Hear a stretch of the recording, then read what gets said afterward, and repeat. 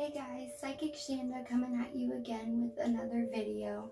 Today we're going to talk about interpretation of clairvoyant messages.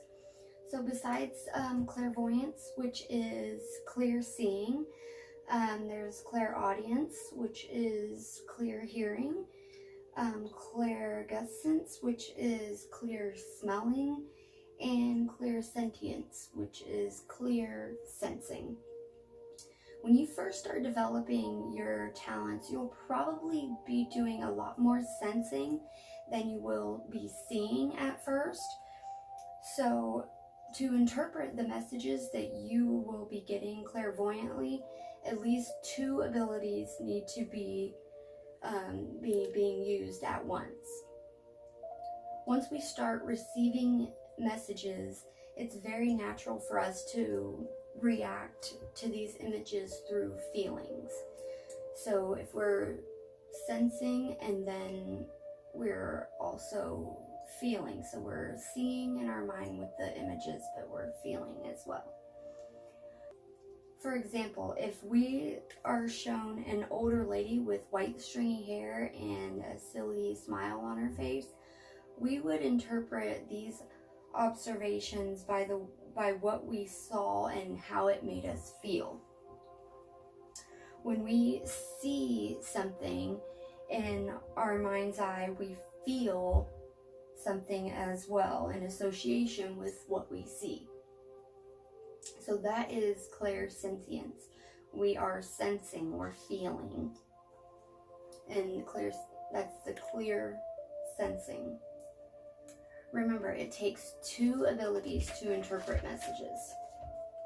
Therefore, it's very important to pay attention to how you feel during your meditations, how what you see makes you feel, your emotions that you're feeling. Many cues will be received by our senses, and that will help us interpret what we're seeing in our meditations and what messages we're receiving. It's also important to pay attention to how we feel in our bodies, how we feel physically when we are accurate. Usually something physical will occur, like a sensation that will feel tingling in the top of your head. For me, it's like an adrenaline butterfly type feeling in your stomach. So when you get an image in your mind and you feel, you know what you feel emotionally when you interpret that message, and then you're correct on that message, make sure you pay attention to what you physically feel when you're receiving that message as well. That'll help you later on know if that message is a real message or if it's just your imagination or just some kind of daydream or something. So that way, when you get more messages, you'll know what it feels like physically, so you'll know right away if that is a message from spirit. So by referring back to that feeling, we can compare it to how we feel in another situation where we're not correct or we are just daydreaming. So that way, it'll help you know what messages you're getting. If you're ever wrong, try not to get discouraged. No psychic medium is totally right all the time. After all, we are just human. We're all human beings and subject to interpretation to what we see and feel. We can interpret messages wrong sometimes. We're only human. So if you get something wrong, don't be discouraged. Don't beat yourself up. Just keep going and keep trying. Most of our inaccurate statements come from human error factor of our interpretation. So learning how to interpret messages correctly will help us a lot in the long run. You might think that a client will confirm your accuracy, but this is not always the case. A lot of times you get clients who, on purpose, don't give you any kind of feedback whatsoever. They won't show emotion. They won't say anything until you're completely done with the reading, because a lot of clients test you. They like to test you and see if you're a real medium or if you're just seeking money. A lot of mediums like to give the entire reading with their eyes closed, so that way they don't take what the client says or take their emotions in their face to sway them one way or another. That's a good way of doing readings when you first start out, so that you don't play off of the facial emotions of your client. And that also sometimes shows clients that you're more of a not fake medium if you can give a reading with your eyes closed without seeking feedback from them while you're doing your reading. No two mediums are the same either. Some mediums see colors, others see solely in black and white. Some see full scenes, others see just symbols. Some see faces, others see like moving films and from scene to scene. Colors are usually the first thing mediums will see as beginners. Normally that's followed by objects, items, then numbers and words, and so on. A rule for mediums is the first impression is the first one we give out. Always go with your first impression. Don't dwell on it and think about it. The first thing that comes to you is probably the right answer, the right message from spirit. If we deliberate on the impressions in our conscious mind, steps and try to analyze the situation, once that happens, we're no longer in flow with spirit, because we're using our rational mind to do the work. We're no longer in flow with spirit. So the more we dwell on a message, the longer it takes, we're probably going to interpret it wrong. So just always go with your first impression. So we have a observation exercise that we can do that'll help us. So we are going to think back to the last time you entered a bank, a store, the grocery, or post office. What do you remember observing when you were in there? Were there a lot of people? Were they different ethnicities, or were they all pretty much the same? What colors stand out? Describe the person who waited on you. What was the person wearing? What color was his or her hair? Estimate the age of the person. Did he or she wear jewelry? Were his or her ears pierced? Write down your experiences in your journal. And the next time you enter that place, be observant. Pay attention to the color, people, clothing, attitudes, and all small details. The more you observe, the more you pay attention, the easier it'll be once you get into the habit of that, the easier it'll be to start getting that into your everyday routine. So observations will be a lot easier for you. So when you do your meditations and you get your messages from spirit, it'll be a lot easier to observe them and interpret them. There is also an exercise that we can do. It is a concentration exercise.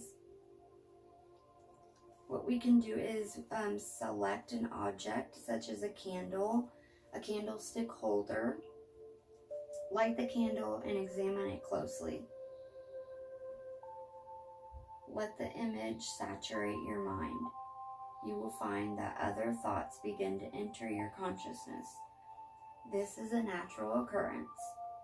Gently push them aside and return to concentrating on the candle. After about 3 minutes, close your eyes and visualize the candle. Hold the image continually in your mind. If other thoughts creep in, push them gently aside as before.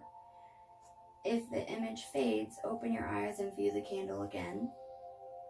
Then close your eyes and continue visualizing it.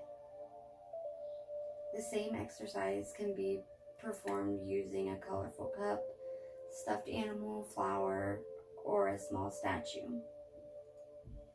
If you repeat this exercise every day for a week and record your success in your journal, you will definitely notice a difference, and it'll be a lot easier to concentrate longer and longer. So that'll help you in your meditations also. All right.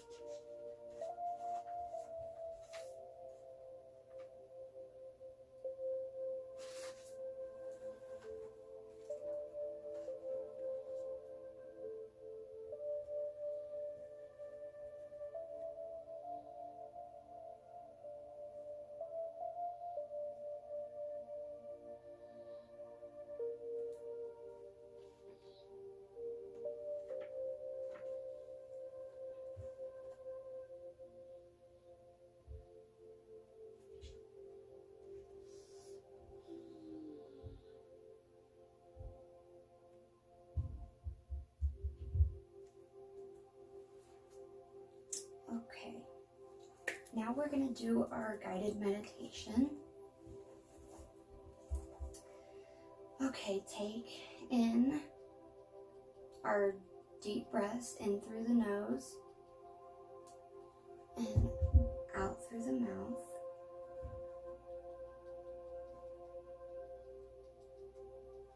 In through the nose, out through the mouth.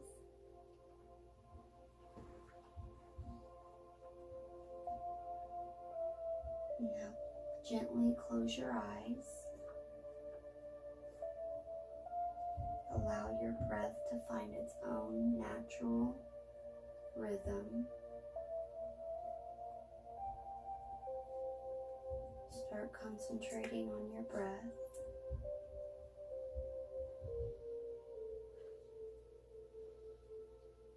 There's nothing else in your conscious mind except for your breath flowing in through your nostrils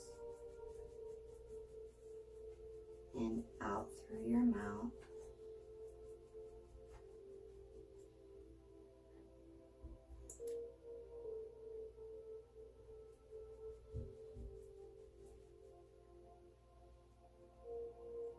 And when you inhale, imagine the floor opening up, and as you exhale, you gently float down into a darker, more quieter level.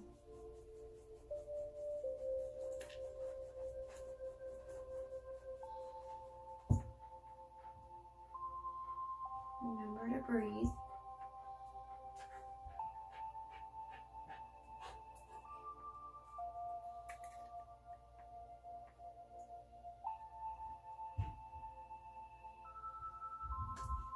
We're going to visualize a place in nature, such as a beach or a mountain area, a forest or a peaceful lake, whichever you prefer.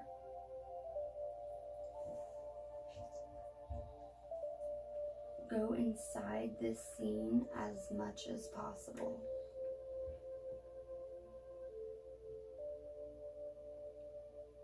Become one with nature.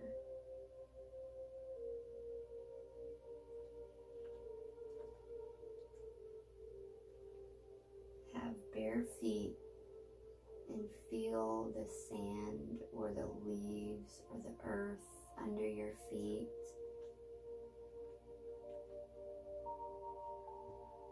Smell the outside air.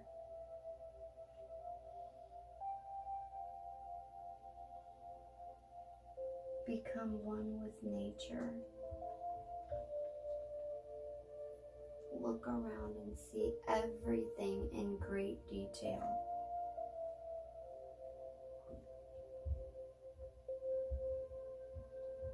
Look at the ground. And up at the sky. And all over in between.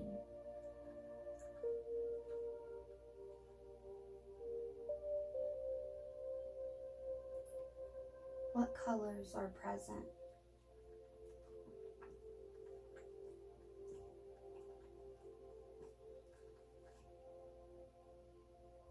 Touch the grains of sand, the rocky edges,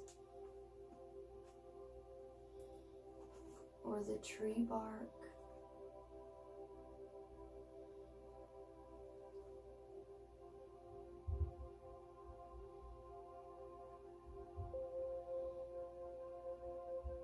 Feel these things.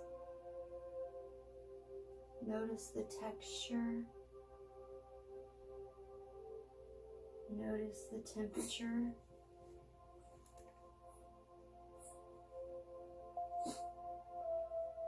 Is there any kind of smell associated with the scene? Do you smell any flowers or trees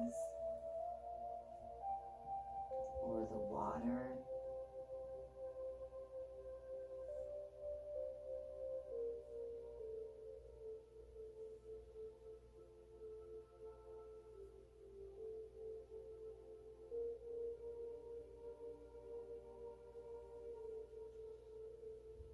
Remember to breathe. Concentrate on what you smell.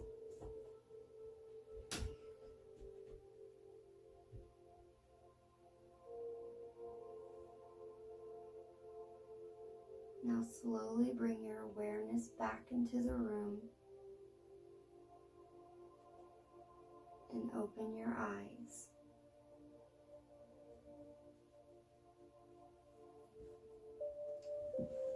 Record your feelings in your journal. Now I know that was a pretty quick meditation compared to all of our other ones that we've done, but I also want you guys to do the 2 other exercises as well, and all 3 of those together will definitely help and be a great lesson for this week. Okay, so next week we're going to get into something a little different, and I hope you enjoyed the lesson. Comment below, let me know what you guys think. Don't forget to like and subscribe, it really helps out a lot. And until next time, this is Psychic Shanda saying, no matter how much your world looks like it's falling apart, it very well just might be falling into place. Thanks, guys.